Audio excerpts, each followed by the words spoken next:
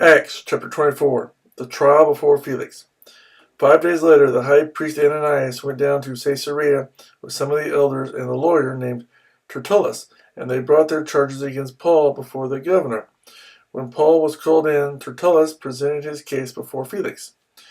We have enjoyed a long period of peace under you, and your foresight has brought about reforms in this nation. Everywhere and in every way, most excellent Felix, we acknowledge this with profound gratitude. But in order not to weary you further, I would request that you be kind enough to hear us briefly. We have found this man to be a troublemaker, stirring up riots among the Jews all over the world. He is a ringleader of the Nazarene sect and even tried to desecrate the temple, so we seized him. By examining him yourself, you will be able to learn the truth about all these charges we are bringing against him. The Jews joined in the accusation, asserting that these things were true.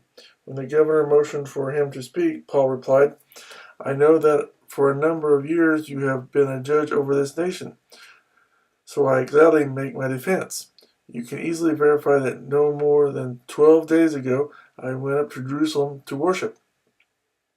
My accusers did not find me arguing with anyone at the temple, or stirring up a crowd in the synagogues, or anywhere else in the city, and they cannot prove to you the charges they are now making against me. However, I admit that I worship the God of our fathers as a follower of the way, which they call a sect. I believe everything that agrees with the law and that is written in the prophets, and I have the same hope in God as these men, that there will be a resurrection of both the righteous and the wicked. So I strive always to keep my conscience clear before God and man. After an absence of several years, I came to Jerusalem to bring many people gifts for the poor and to present offerings. I was ceremonially clean when they found me in the temple court doing this. There was no crowd with me, nor was I involved in any disturbance.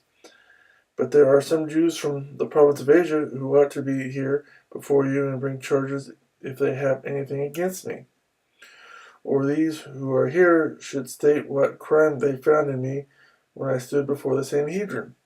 Unless it was this one thing, I shouted as I stood in their presence. It is concerning the resurrection of the dead that I am on trial before you today. Then Felix, who was well acquainted with the way, adjourned the proceedings. When Lysias, the commander, comes, he said, I will decide your case. He ordered the centurion to keep Paul under guard, but to give him some freedom and permit his friends to take care of his needs. Several days later, Felix came with his wife Drusilla, who was a Jewess. He sent for Paul and listened to him as he spoke about faith in Christ Jesus. As Paul discoursed on righteousness, self-control, and the judgment to come, Felix was afraid and said, That's enough for now, you may leave. When I find it convenient, I will send for you. At the same time, he was hoping that Paul would offer him a bribe, so he sent for him frequently and talked with him. When 2 years had passed, Felix was succeeded by Porcius Festus. But because Felix wanted to grant a favor to the Jews, he left Paul in prison.